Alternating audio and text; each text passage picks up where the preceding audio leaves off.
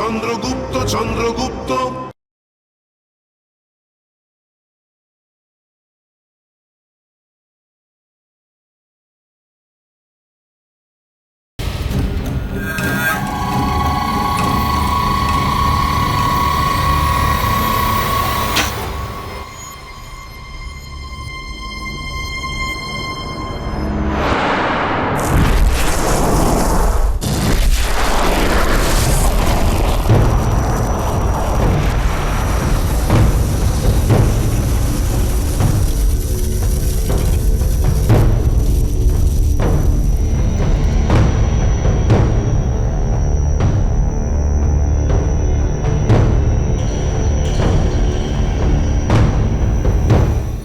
সংযোগের সফল পরীক্ষার পর চাণক্যর মনে হয় যে তার সমস্ত পরিকল্পনার সঙ্গে নিয়তির যোগ রয়েছে, আর ধননন্দকে শেষ করার ক্ষেত্রে তাকে কেউ আটকাতে পারবে না।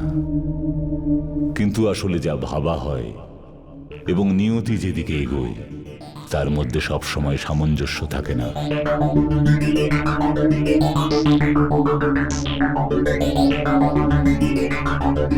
জয় ভারত মাতার জয়। জয় ভারত মাতা জয়। জয় ভারত মাতা জয়। জয় ভারত মাতা জয়। পরিকল্পনার পরবর্তী পদক্ষেপকে রূপ দেওয়ার সময় এসে গেছে। বসন্তোৎসবে দেশের বিভিন্ন প্রান্তের বিভিন্ন ধরনের জিনিসপত্র আর বহু রকমের সরঞ্জামে পরিপূর্ণ গাড়ি পাটলিপুত্রে প্রবেশ করবে। আমাদের সুযোগ বুঝে এই গাড়ির সঙ্গে নিজেদের প্রশিক্ষিত লোকেদের শহরে প্রবেশ করাতে হবে।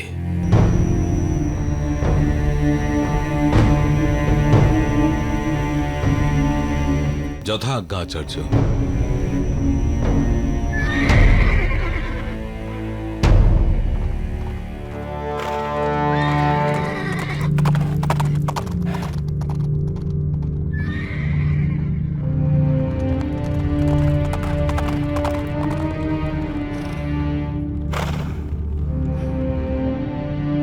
প্রণাম আচার্য। আচার্য, খবর পেয়েছি যে আজকে ধননন্দ বলসভাতে যাবে।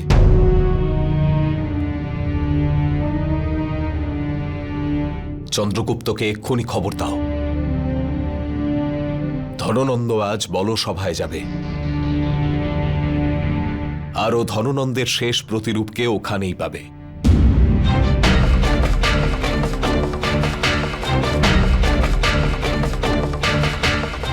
কি মহারাজ ধননন্দ বলসভাতে যাচ্ছেন? তার মানে আমরা চন্দ্রগুপ্তকে অবশ্যই ওখানে পাবো। কিন্তু ও তো ধননন্দের প্রতিবিম্বকে খুঁজছে, কেনই বা ধননন্দকে ধরার জন্য ওই সভায় যাবে? আরে মূর্খরা, নিজেদের শত্রুদেরকে একটু তো সম্মান দাও। ওর নাম চাণক্য। চাণক্য জানোই তো নিশ্চয়ই যে চাণক্যকে। এই সমগ্র ষড়যন্ত্রের পিছনের আসল মাথা ও। আর যদি সমগ্র পরিকল্পনা ওই বানায়, তাহলে এই বল সভায় আসল ধননন্দ যাবেন না, ওখানে যাবে ওনার প্রতিরূপ। আর চাণক্য যখন আছে তখন অঘটন তো ঘটবেই। এবার আমাকে এটা দেখতে হবে যে ও আঘাতটা কখন আর কিভাবে করে। বুঝতে পারলে কিছু?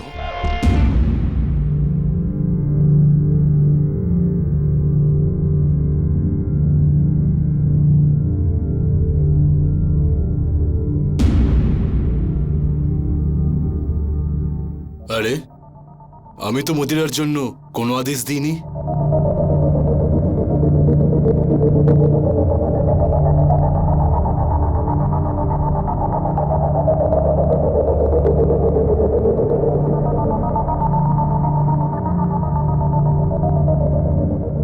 সাম, দাম, দণ্ড, বেদ যা করার করো, কিন্তু ধননন্দকে যে কোনো পরিস্থিতিতে রাজমহলে আটকে রাখতে হবে।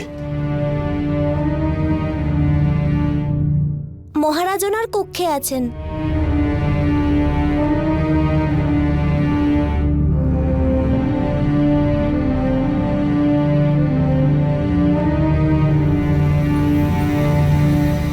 মহারাজ বলসভায় যাবেন, দ্রুত রথ তৈরি রাখো।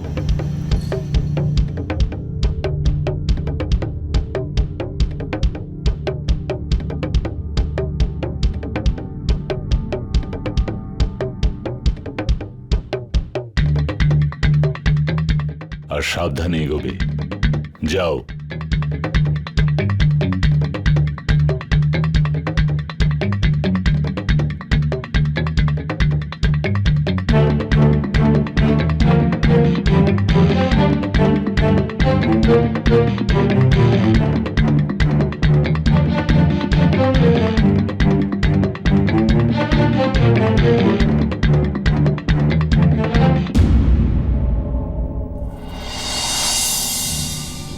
মাননীয় রাজকুমারী,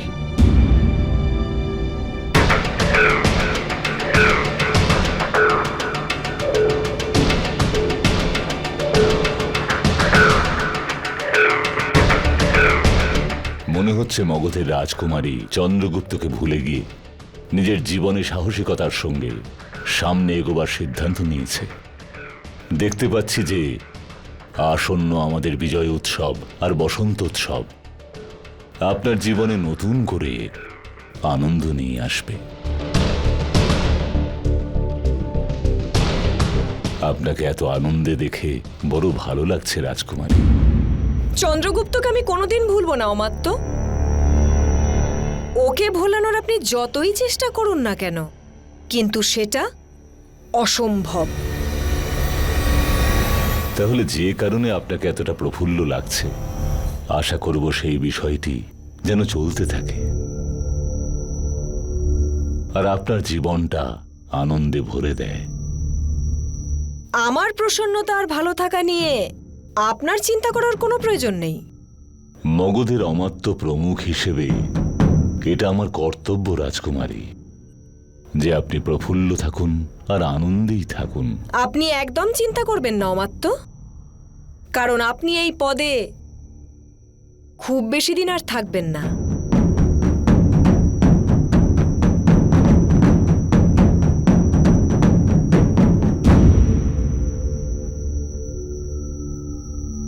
যদি আপনি এই পদেই না থাকেন, তাহলে আমার আর আমার ভালো থাকার বিষয়ে আপনাকে আর চিন্তা করতে হবে না। চল মিহিকা।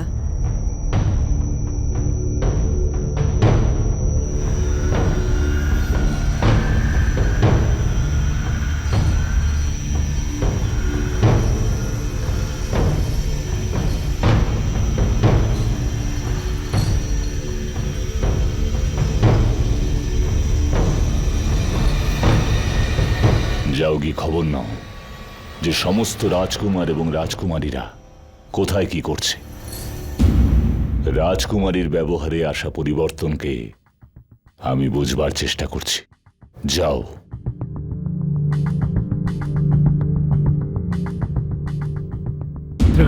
এই নাও। এবার আমার চাল দেখুন মহারাজ।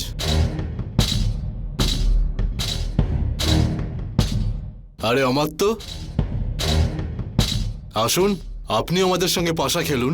আমি কাজের সময় কাজই করি আর কাজ নিয়েই ভাবি। পাশা কি করে খেলবো আপনার সাথে? মহারাজ, আপনার কাছে নিবেদন আছে। বলসভায় যাবার সময় হয়ে গিয়েছে। ও হ্যাঁ হ্যাঁ, মনে পড়েছে। ক্ষমা করে দিও দিগ্বিজয়, এখন তো আমাকে বলসভায় যেতে হবে। দাঁড়ান মহারাজ,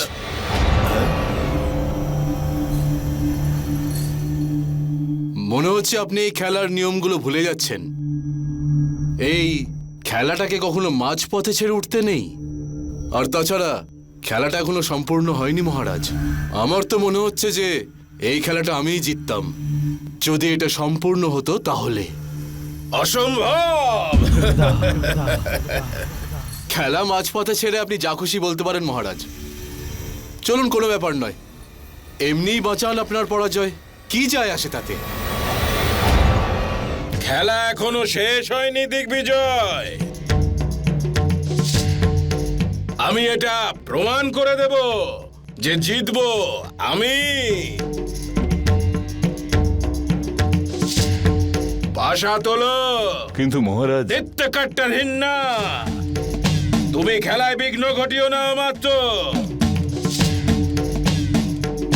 আজকে দেখিয়ে দেব এই অস্বাক্ষর বালককে যে আমি কখনো হার মানি না।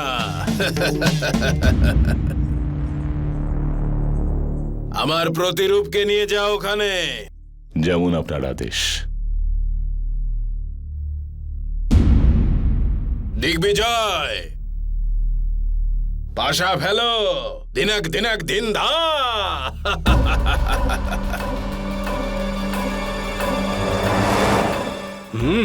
ওটা কি হয়েছে? কি হয়েছে? প্রধান আমার তো ডাকছেন। আরে এটা কোনো সময় ধননন্দ সাজার? আরে ওঠো, চলো। আরে ঘুমোতেও দাও না। সৈনিকরা সাবধান, বসন্ত উৎসবের দিন তোমাদের সবাইকে এখানে আসা প্রত্যেক ব্যক্তির ভালো করে তল্লাশি নেবে। তোমাদের এটা মনে রাখতে হবে যে মগধের সৈনিকরা ছাড়া আর কোনো ব্যক্তিকেই যে কোনো প্রকারের অস্ত্র ভিতরে নিয়ে যাওয়ার কোনো অনুমতি নেই।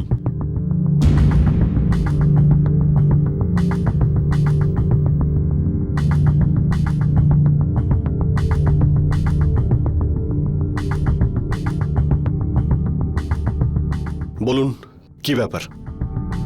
দরকারি কথা আছে। কি? চতুরানন, উৎকৃষ্ট মদিরার কুম্ভ দিয়ে ভরা আমার গাড়িটা পাটলিপুত্রে নগর ধরে দাঁড়িয়ে আছে। বসন্ত উৎসবের উপলক্ষে হওয়া উৎসবের সময় আমি ওই মদিরা পাটলিপুত্রের নাগরিকদের মধ্যে বেচতে চাই। আমার বলার অর্থ এই যে, যদি আপনি আমার ওই মদিরাপূর্ণ গাড়িটা কোনো সন্দেহ না করে আর কোনো কর না দিয়ে নগরে যদি প্রবেশ করিয়ে দাও তো। আপনারা আমাকে কি মনে করেন? আপনারা দুজন কি আমায় এতটাই ভ্রষ্টাচারী বলে মনে করেন? যদি আপনারা এটা ভেবে থাকেন তাহলে একদমই ঠিক ভাবছেন।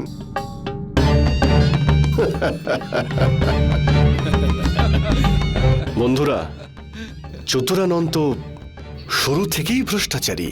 তা তো আমরা প্রথম থেকেই জানি।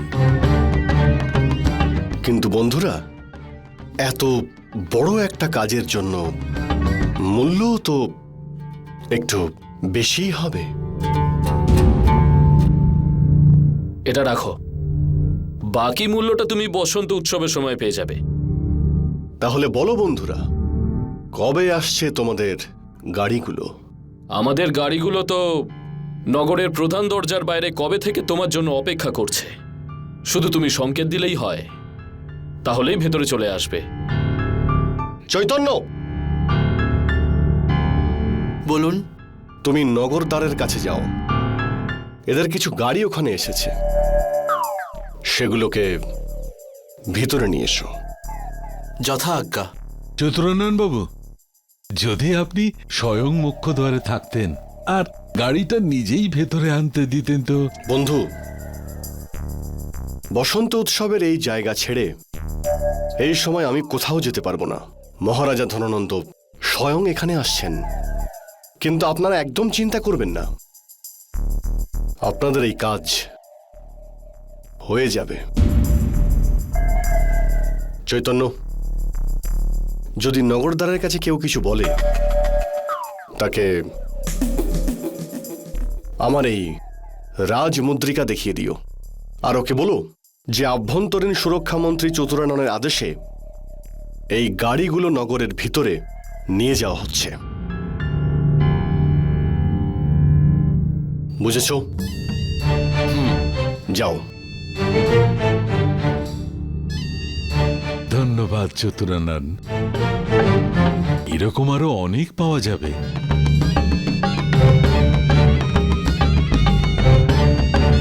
সোমবা সোমবা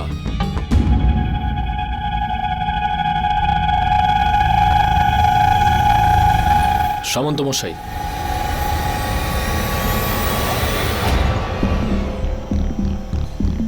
আমরা পুরো জায়গাটা ভালো করে দেখেছি। মহারাজা ধননন্দ এখনো আসেননি, আর চন্দ্রগুপ্তেরও কোনো খোঁজ পাইনি আমরা। মহারাজ ধননন্দ এখনো আসেননি, এটাও জানি না চন্দ্রগুপ্ত পৌঁছেছে কিনা। হতে পারে ও মহারাজ ধননন্দের উপরে এখানে পৌঁছানোর আগেই মাঝ রাস্তাতে আক্রমণ করে ফেলেছে। কেতু, নিজের লোকদের নিয়ে মহারাজ ধননন্দ এখন যেখানে রয়েছেন সেখানে চলো। চলো।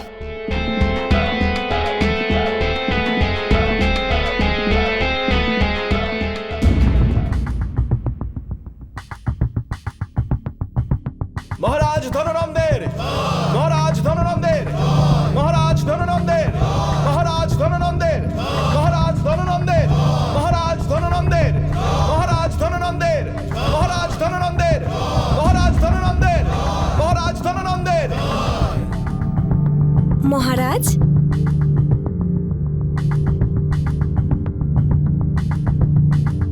মহারাজ অমাত্য আমাকে আপনার কাছে এই সুরা দিয়ে পাঠিয়েছেন। বলেছেন যে আমাকে আপনার সাথে উৎসব স্থল পর্যন্ত যেতে। ও, আমার তো কত ভাবে আমার কথা। এসো।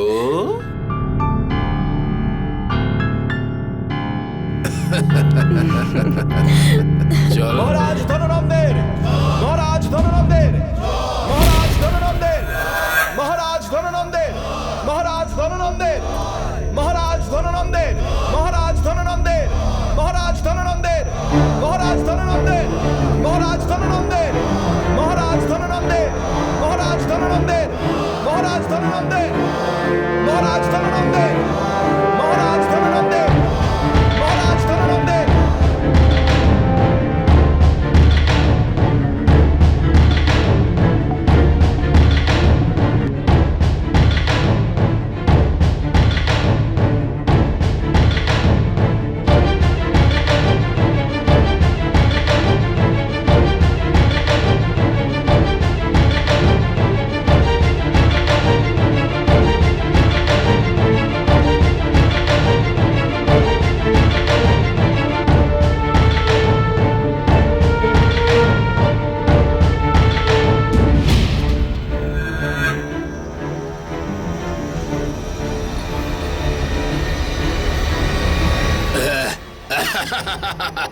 বাড়াও।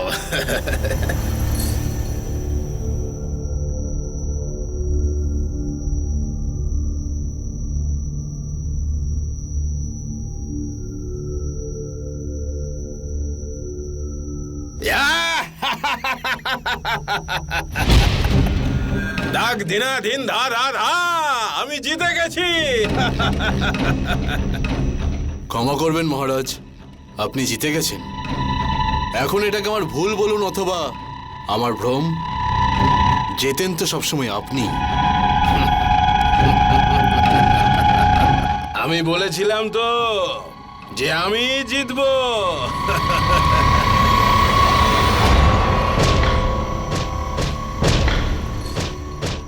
চিন্তা করো না অশাক্য কুমার, যে এখনো পর্যন্ত আমি তোমাকে দিয়েছি তা আসলে কিছুই না। কিন্তু এবার আমি যা তোমাকে দিতে চলেছি তা তুমি কখনো কল্পনাই করনি। আমি এই সিদ্ধান্ত নিয়েছি যে আমি আমার কন্যা, আমার রাজকুমারী দুর্ধরার হাত সারা জীবনের মতো তোমার হাতে তুলে দিয়ে তোমাকে নন্দবংশের অংশ বানিয়ে নেব।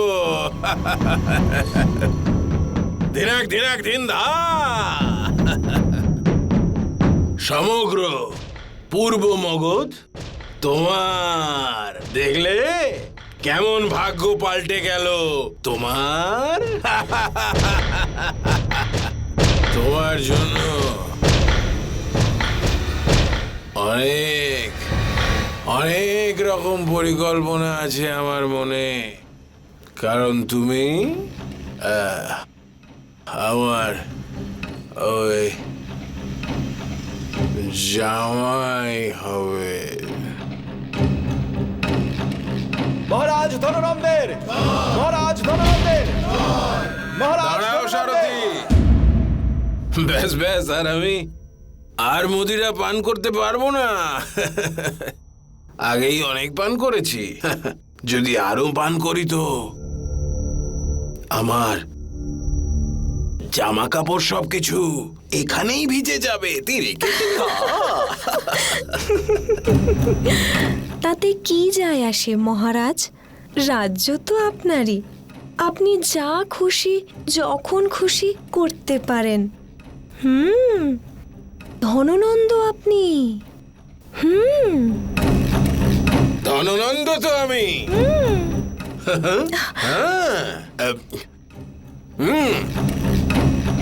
যে যেখানে আছে সেখানেই দাঁড়িয়ে থাকো। সৈনিক,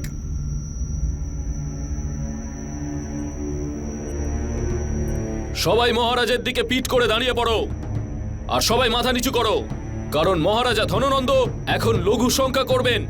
কেউ যদি মাথা তুলেছ বা কেউ যদি মহারাজার দিকে ঘুরে দেখার দুঃসাহস করো, তাহলে তার মাথা শরীর থেকে আলাদা করে দেওয়া হবে।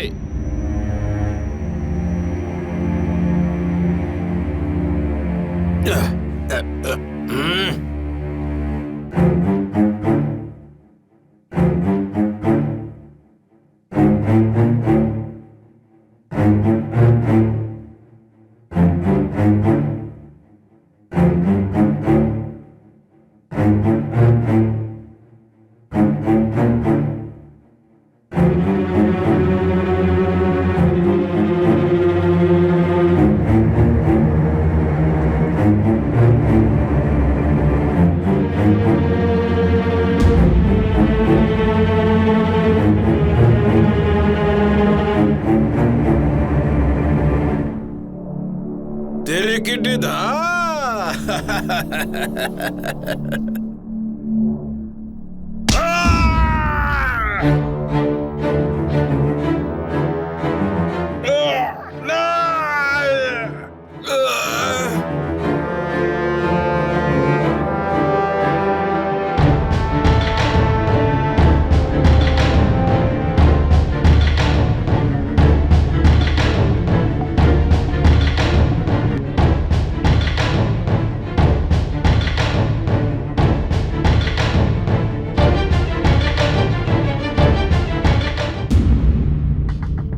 রাজকুমারী কোনো এক ব্যক্তির পেছনে গিয়েছিলেন, আর যখন তিনি ফিরে এলেন তখন এতটাই প্রফুল্ল আর আনন্দে ভরা ছিলেন, কেমন হলো না।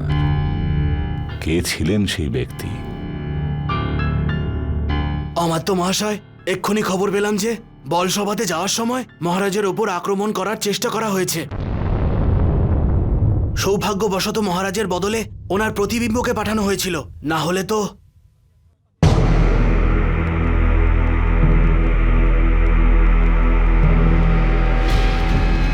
আমি নগরের সুরক্ষা ব্যবস্থাকে কঠিন করে তুলব।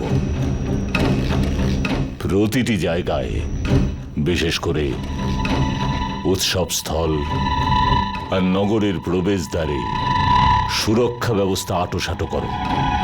সুরক্ষা ব্যবস্থা নিয়ে কোনো রকম ভুল ত্রুটি আমি ক্ষমা করব না।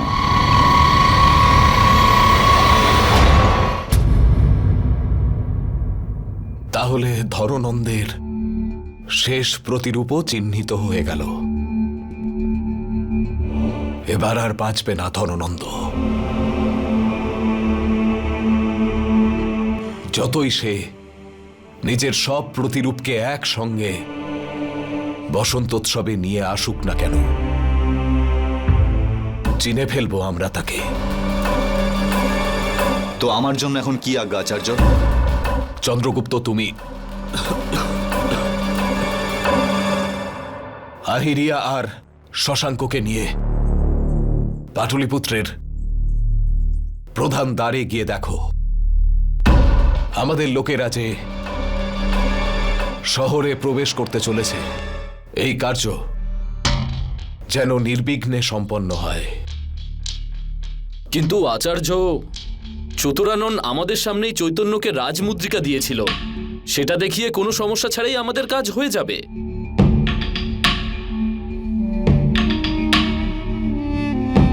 যে কোনো মহান জয়ের গোড়ায় থাকে সর্বদা সচেতন থাকা, প্রতিটি সম্ভাব্য সমস্যার আগে থেকেই অনুমান করতে পারা,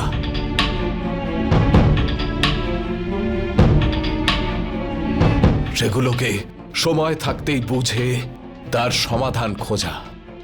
সব কিছু, ছোট ছোট বিষয়গুলিও সম্পূর্ণ মনোযোগ দিয়ে সম্পন্ন করতে হয়। আচার্য আচার্য, সাধারণ একটা ভুল সমগ্র অভিযানকে ব্যর্থ করে দিতে পারে। তাই তুমি এক্ষুনি শহরের প্রধান দ্বারে যাও আর তোমার লোকেদের সুরক্ষিতভাবে নগরে প্রবেশ সুনিশ্চিত করো। যাও। যথাজ্ঞা আচার্য। বিজয়ী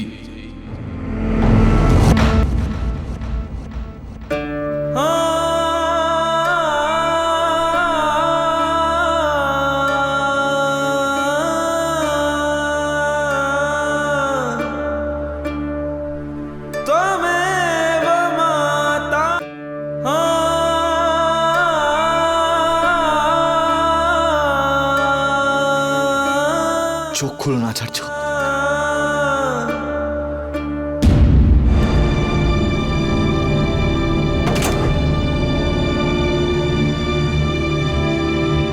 আচার্য, ভদ্রভট, এই দেখো না, আচার্যর কি হয়ে গেল?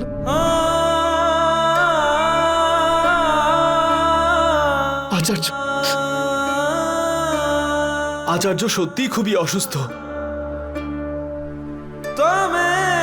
আচার্য আমায় বারণ করেছিলেন তোমাকে বলার জন্য।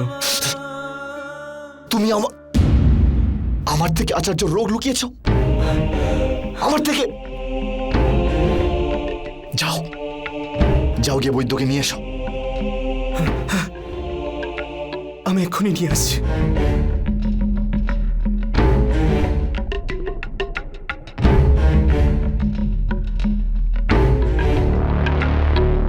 চন্দু, গাড়িগুলো প্রধান দরজার বাইরে যে কোনো সময় চলে আসতে পারে।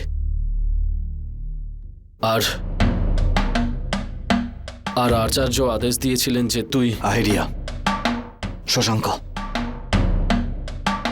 তোমরা দুজন যাও, গিয়ে দেখো সব কাজ পরিকল্পনা মতো হচ্ছে কিনা। আমি আচার্যকে ছেড়ে কোথাও যাব না, কোথাও না।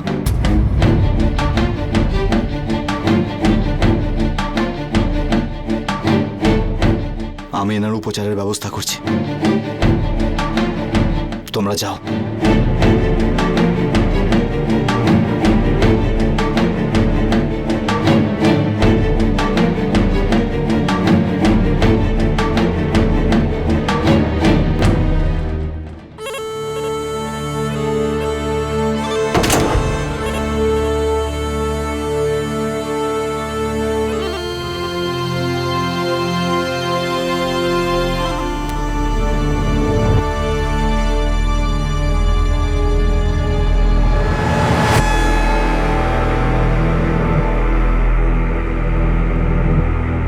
দাঁড়াও।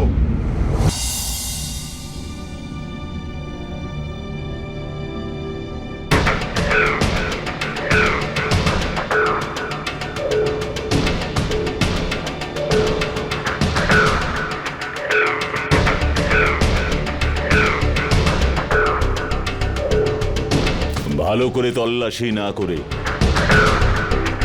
কোনো রকম বাহনকে নগরে প্রবেশ করতে দেওয়া যাবে না। কি ফেসে গেলাম। এখন তো এখান থেকে চুপচাপ বেরিয়ে যাওয়াটাই বুদ্ধিমানের কাজ। সৈন্যরা, যতক্ষণ আমাদের তল্লাশি না হচ্ছে কোনো বাহন যেন এখান থেকে না নড়ে। আর যদি কোনো বাহনে কোনো ষড়যন্ত্রকারীকে পাওয়া যায় তাহলে সে এখান থেকে বেঁচে ফিরবে না। যাও।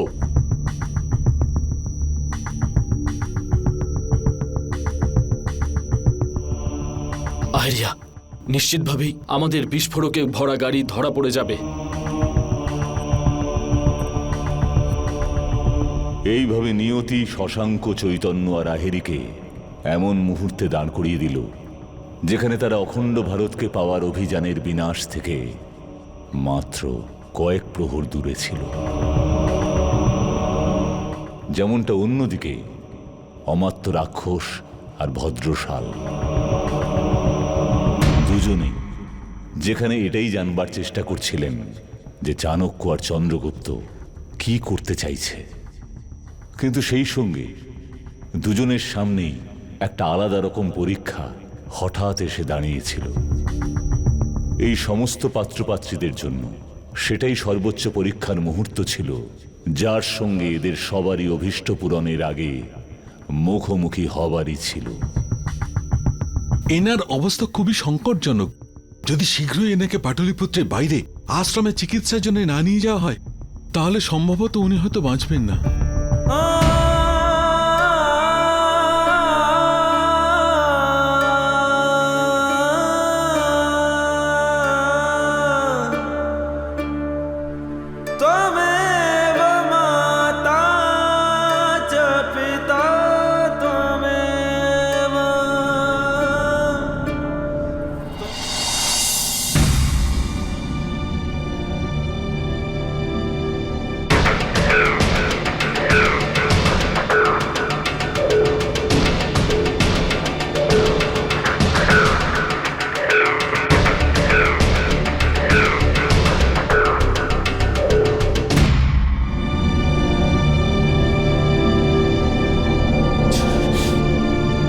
চন্দ্রগুপ্ত,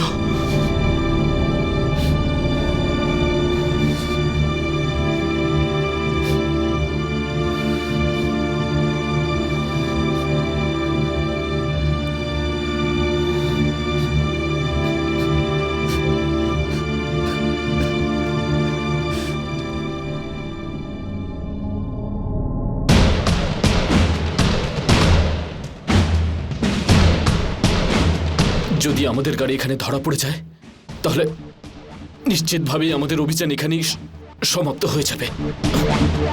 কি করব আমরা?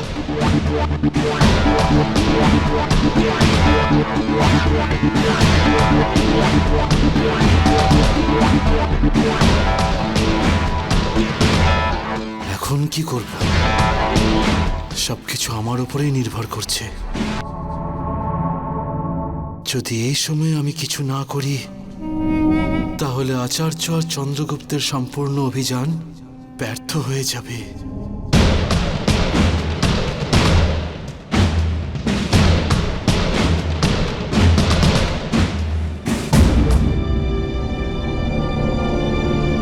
এরকম হতেই পারে না, এরকম কখনো হতে পারে না।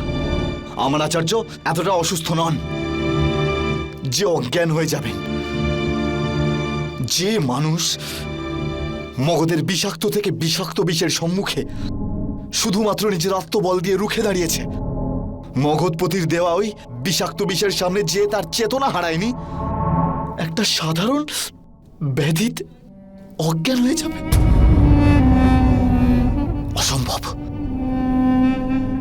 অসম্ভব। এরকম হতেই পারে না, হতে পারে না এরকম। আপনার শ্রদ্ধেয় আচার্যের প্রতি বিশ্বাস আর স্নেহকে সম্মান করে আমি এটা নিশ্চয়ই বলবো যে আপনার আচার্য একজন মানুষ তো বটে, আর মানব শরীর তো নশ্বরই হয়। আর আপনার আচার্য তো এই ক্ষতের সংক্রমণটা নিজের শরীরে এতদিন ধরে ছড়িয়ে যেতে দিলেন, সময় মতো উপযুক্ত চিকিৎসাও করাননি। আর এখন ওই সংক্রমণ আচার্যের সারা শরীরে ছড়িয়ে পড়েছে। আচার্য অজ্ঞান হয়ে পড়েছেন। এখন কঠোর সত্য তো এই যে আচার্যের চেতনা সম্পূর্ণ ফিরে আসবে কি না, যে কোনো অঘটন ঘটতে পারে।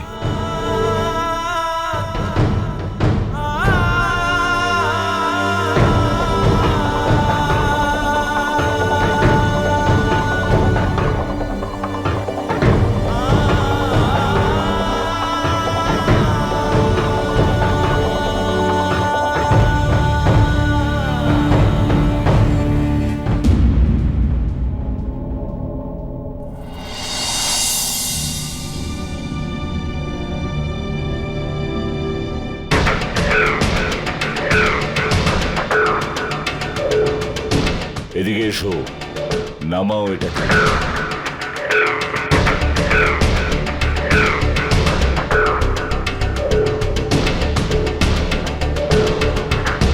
না ভদ্রশাল, সম্ভবত এটা অমাত্যকে সব সত্যি কথা বলার সঠিক সময় নয়। এই মুহূর্তে আমার কাছে অমাত্যর এই ব্যাপারটার থেকে বেশি গুরুত্বপূর্ণ মহারাজ ধননন্দের বিশ্বাস পুনরায় অর্জন করা।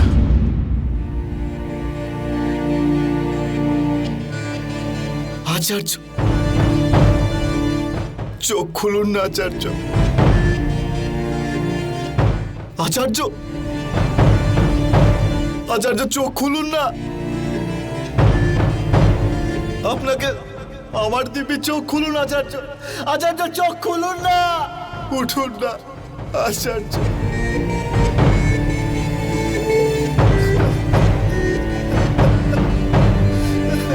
আচার্য,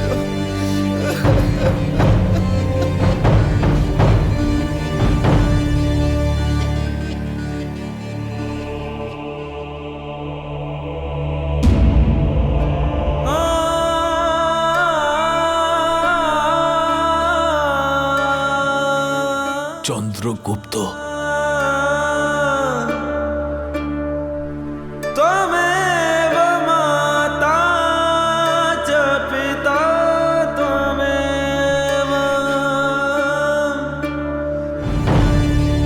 কিছুই হবে না আমার। নিজের চিকিৎসা করতে ভালো করেই জানি আমি। এ তো ওষুধের প্রভাব ছিল যে আমি কিছুক্ষণের জন্য অচেতন হয়ে পড়েছিলাম, কিন্তু অনুভূতি আছে আমার। এই অভিযান, আমাদের এই অভিযান সংকটে রয়েছে।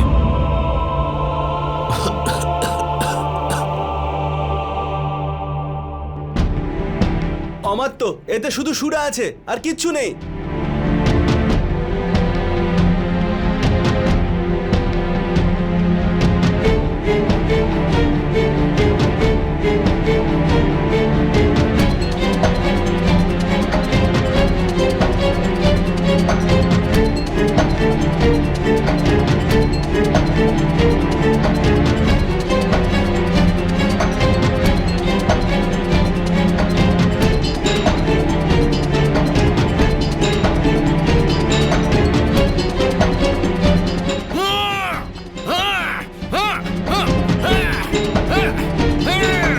কেউ যদি আর এক পাও এগিয়েছে তাহলে এই মদের মধ্যে আগুন লাগিয়ে দেব, সবকিছু জ্বলে ভস্ম হয়ে যাবে।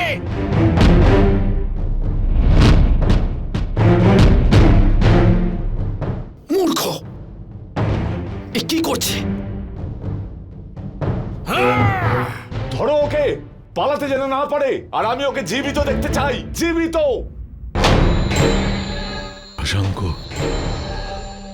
এই চৈতন্য তো মগধ সৈনিকদের আমাদের বিস্ফোরকের গাড়ি থেকে দূরে নিয়ে গেল।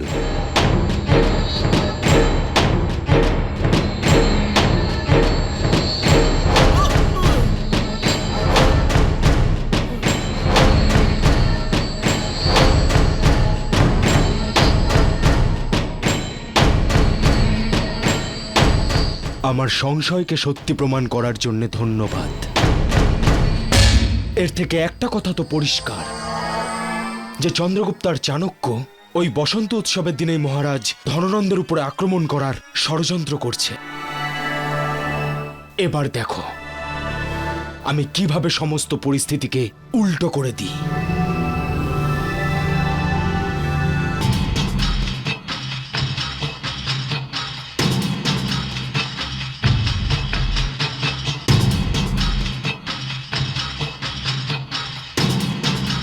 আমার অনেক আগেই ভেবে নেওয়া উচিত ছিল যে চাণক্য মগধের বিরুদ্ধে ষড়যন্ত্রে চুপি চুপি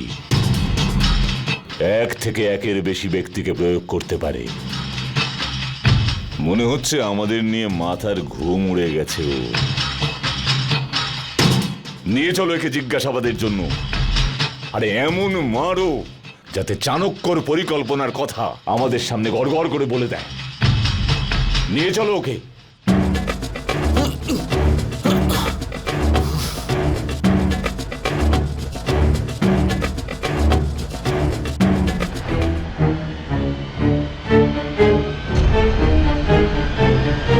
শশাঙ্ক, তুমি আগের গাড়িটাকে মুখ্য দুয়ারে প্রবেশ করাও আর পথটা নিরাপদ করো। আমি গাড়িটা নগরে প্রবেশ করাচ্ছি, তুমি যাও। ঠিক আছে, তাড়াতাড়ি করো, গাড়িটা তাড়াতাড়ি নিয়ে চলো, তাড়াতাড়ি তাড়াতাড়ি। আপনি চলুন চলুন। চলো চলো, তাড়াতাড়ি তাড়াতাড়ি চলো, তাড়াতাড়ি তাড়াতাড়ি চলো চলো চলো চলো।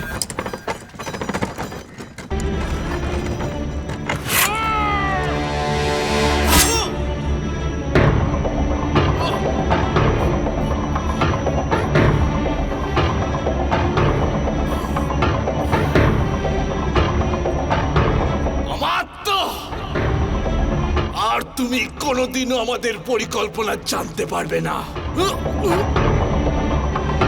অখণ্ড ভারতবর্ষ সম্পূর্ণ হবেই। জয় ভারত মাতার জয়।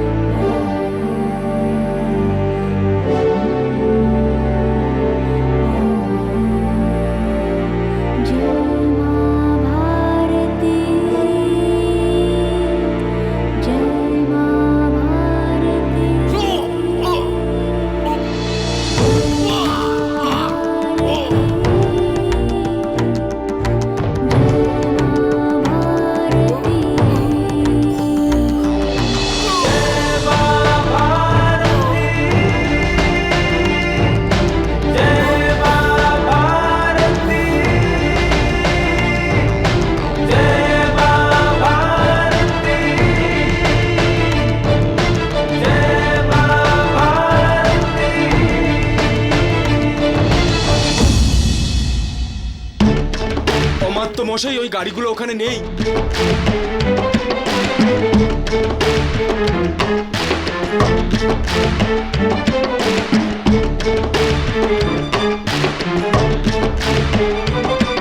এই রাজঙ্গুরিও তো আমাদের কোনো মন্ত্রীরই হবে।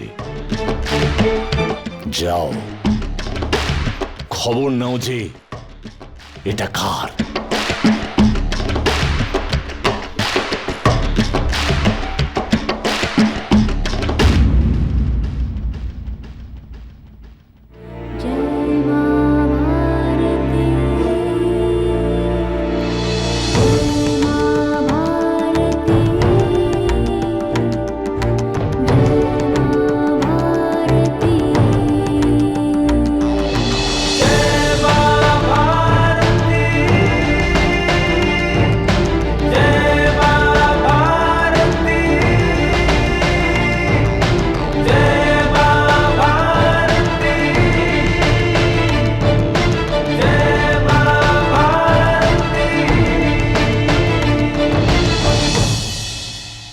আহিরিয়া, চলো এখান থেকে।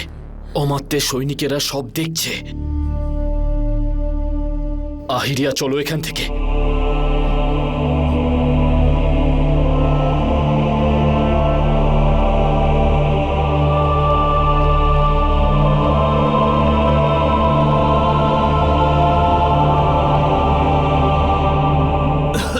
আচার্য,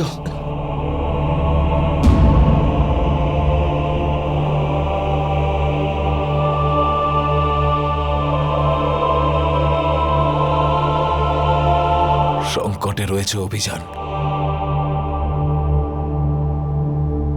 এখন এসব ভুলে যান আচার্য। যদি আপনি সুস্থ না থাকেন তাহলে অখণ্ড ভারত আমার জন্য কিচ্ছু না। আবার এরকম বলো না চন্দ্রগুপ্ত। অখণ্ড ভারত আমাদের সবার থেকে অনেক বেশি গুরুত্বপূর্ণ। তোমার থেকে, আমার থেকে, সবার থেকে। কিন্তু আমার কাছে আপনার থেকে বড় আর কিচ্ছু না।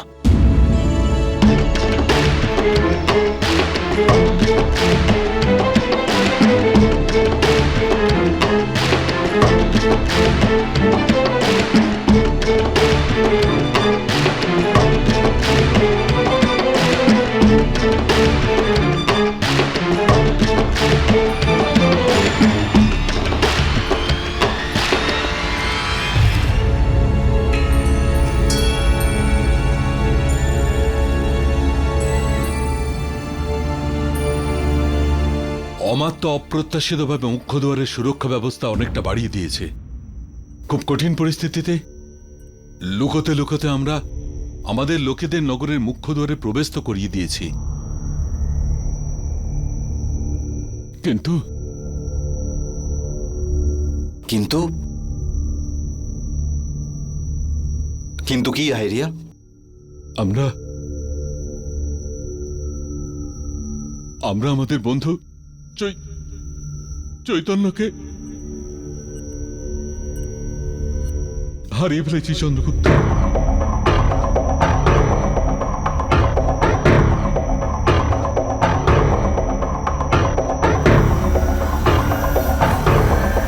আমাদের লোকেরা যাতে নগরে প্রবেশ করতে পারে সেই জন্য ও স্বেচ্ছায় নিজের প্রাণ বিসর্জন দিয়েছে। চন্দু, এই তৎকালীন সংকট থেকে তো আমরা বেরিয়ে এসেছি, কিন্তু আমার তো এখন আন্দাজ করে ফেলেছে যে আমরা নগরে কিছু করতে চলেছি।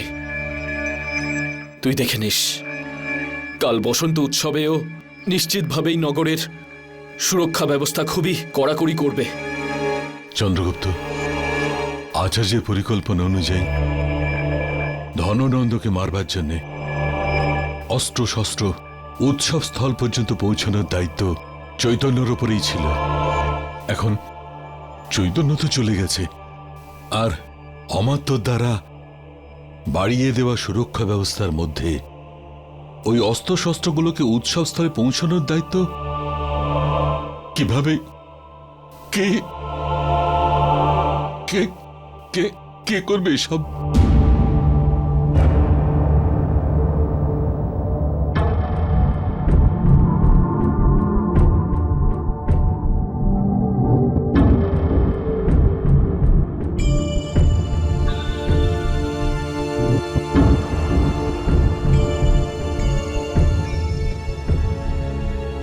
আমাদের অভিযান স্থগিত রাখতে হবে।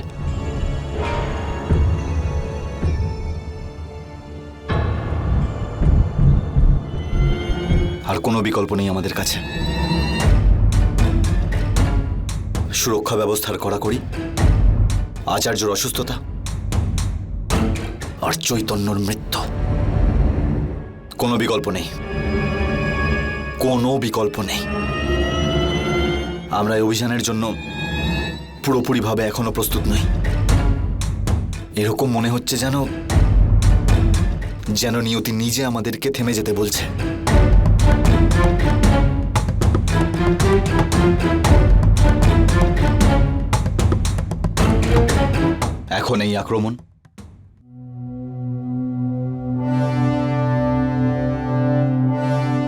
এখন এই আক্রমণ কাল হওয়া সম্ভব নয়। না,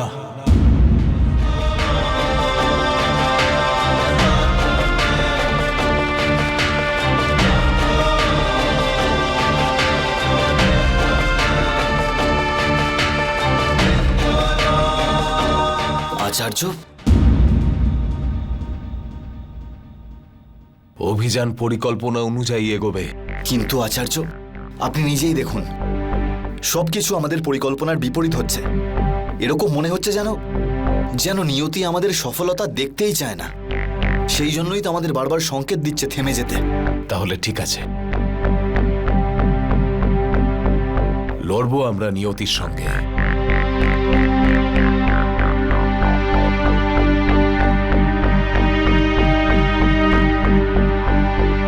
কিন্তু কি করে আচার্য?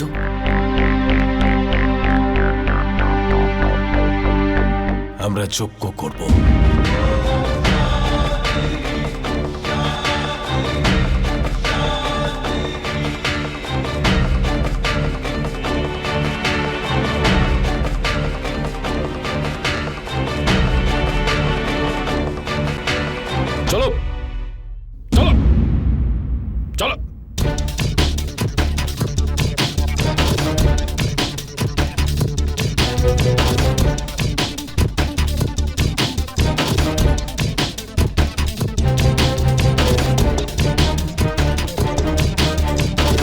পাটলিপুত্রের সুরক্ষা ব্যবস্থাকে ভেতর থেকে ফোঁপড়া করে দিতে চাণক্যর প্রধান ইঁদুর তুমি। ইঁদুর? আমি? এটা আপনি কি ধরনের কথা বলছেন অমাত্য প্রমুখ? আমি তো অমাত্য পরিষদের আভ্যন্তরীণ সুরক্ষা মন্ত্রী, কিন্তু আপনার কথার অর্থ আমার বোধগম্যের বাইরে। আমি শুধু এটাই বলতে পারি যে আমি নির্দোষ অমাত্য প্রমুখ। তাহলে তোমার এই রাজঙ্গুরীয় চাণক্যর ওই চরের কাছে পৌঁছলো কি করে, যে ছদ্মবেশে পাটলিপুত্রে প্রবেশ করে ফেলেছিল? এই রাজমুদ্রিকা তো আমি ওই... কাকে দিয়েছিলে তুমি এই রাজঙ্গুরীয়? রাজদ্রোহী? রাজদ্রোহী আমি? অমাত্য প্রমুখ, এটা আপনি কি বলছেন? এই রাজমুদ্রিকা তো আমি ওই সাধারণ একজন ব্যবসায়ীকে দিয়েছিলাম, যে বসন্ত উৎসবে কিছু মদিরার গাড়ি ভিতরে নিয়ে আসতে চেয়েছিল। ওই লোকগুলো রাজদ্রোহী চাণক্যর লোক ছিল। ওরা তোমায় মূর্খ বানিয়েছে। এবার মরবার জন্য তৈরি হয়ে যাও। আমায় ক্ষমা করে দিন প্রমুখ, আমায় ক্ষমা করে দিন। আমি ওদের বিষয়ে কিছুই জানতাম না। ওরা কারা ছিল, কোথা থেকে এসেছিল, আমি কিচ্ছু জানতাম না। ব্যাস স্বর্ণ মুদ্রার লোভেই আমি এই কাজ করেছি। কিন্তু আমি কথা দিচ্ছি অমাত্য মশাই, যে আজকের পর থেকে জীবনে কখনো কারোর কাছ থেকে আমি কিছুই নেব না। ব্যাস এবারের মতো আমায় ক্ষমা করে দিন অমাত্য মশাই।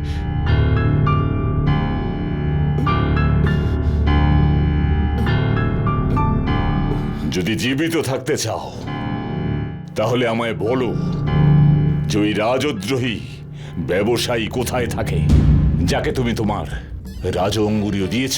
অমাত্য মশাই,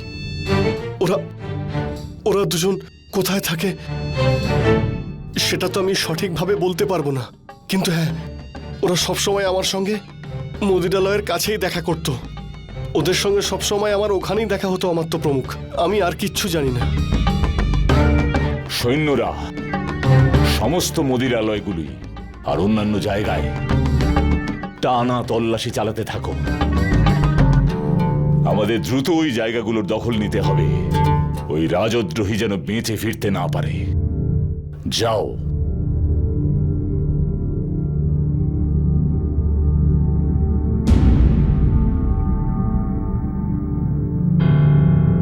আমাকে এখান থেকে বেরিয়ে যে কোনোভাবে চন্দ্রগুপ্তকে সচেতন করতে হবে যে ওর দিকে অমাত্য সৈনিকদের সংকট এগিয়ে আসছে। রাজকুমার,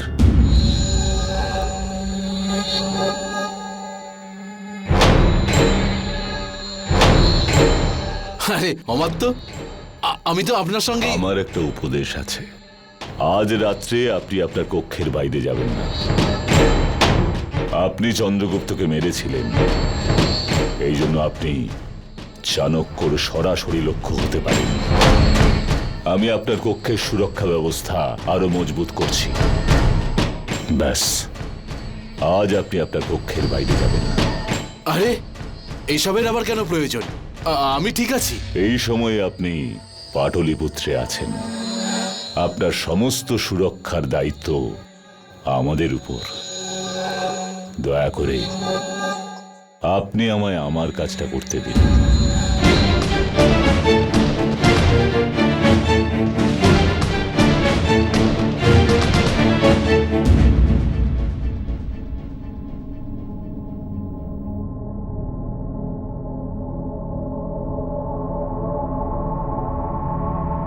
চন্দ্রগুপ্ত, আমি আচার্যর নির্দেশ অনুসারে যজ্ঞের সব ব্যবস্থা করে ফেলেছি। এবার শুধু অগ্নি প্রজ্বলিত করতে হবে। এমনিতে তো যজ্ঞতে সবসময় আচার্যই অগ্নিসংযোগ করে থাকেন, কিন্তু ওনার স্বাস্থ্যের অবস্থা দেখে আমার মনে হচ্ছে যে এই কার্য তোমায় সম্পন্ন করতে হবে।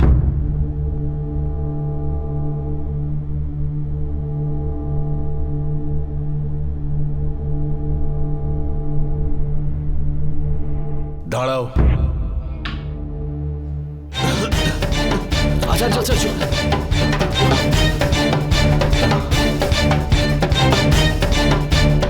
আমি যজ্ঞ করব।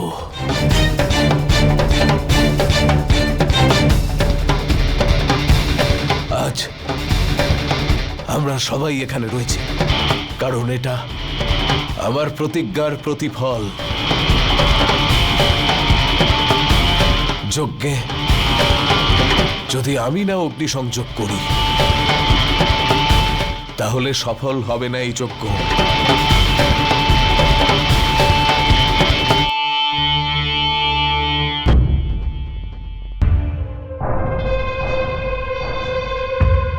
মেনে নিলাম চাণক্য, পাটলিপুত্রে এমন জায়গায় থাকা তোমার মতন কেউ কল্পনাই করতে পারবে না। সৈন্যরা চারিদিকে ছড়িয়ে পড়ো আর খুঁজে বার করো চাণক্যকে। এক একজনকে জিজ্ঞাসা করো, আর যারা তোমাদের সাহায্য করবে না তাদের মাথা ধড় থেকে আলাদা করে দাও। যাও।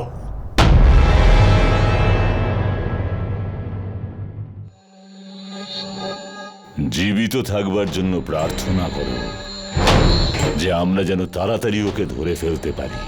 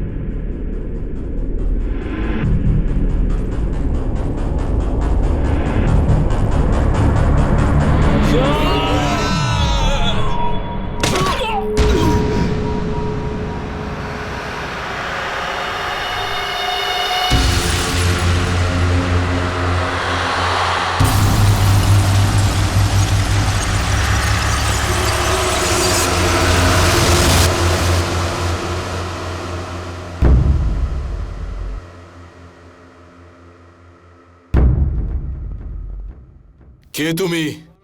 আমি তোমার আর তোমার লক্ষ্যের দুজনেরই মিত্র।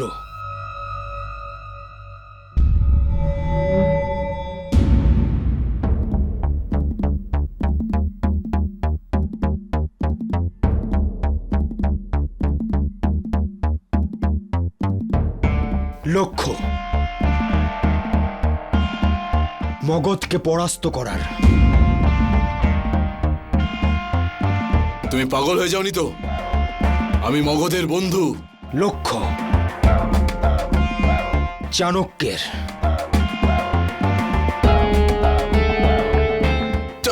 চাণক্য? চাণক্যর আমার সঙ্গে কি সম্পর্ক? লক্ষ্য যে কারণে চন্দ্রগুপ্ত এখনো জীবিত আছে, যার জন্য তুমি ওকে মেরে ফেলার নাটক করেছিলে, সেই লক্ষ্য। তুমি কি করে জানতে পেরেছো এইসব? এখনই তো বললাম আমি তোমার সঙ্গে আছি। আমি চন্দ্রগুপ্তের বিশ্বস্ত, আর তোমার জন্য ওর গুরুত্বপূর্ণ ও গোপনীয় বার্তা নিয়ে এসেছি। দেখো, যদি তুমি সত্যিই বন্ধু হও তাহলে চন্দ্রগুপ্তকে এই খবর পাঠাও যে অমাত্য ওকে খুঁজছে। চিন্তা করো না, ও এখনো সুরক্ষিতই আছে। ওই আমাকে তোমার কাছে পাঠিয়েছে, কিন্তু আমাদের কিছু গুরুত্বপূর্ণ কথা আছে। কক্ষে যাওয়া যাক। ঠিক আছে, চলো।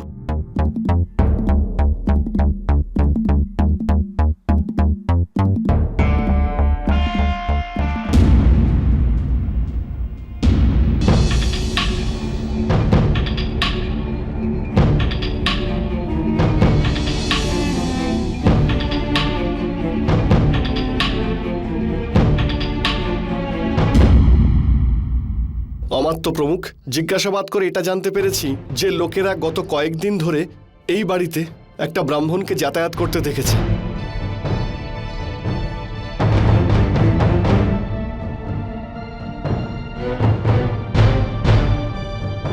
আমি আসছি চাণক্য।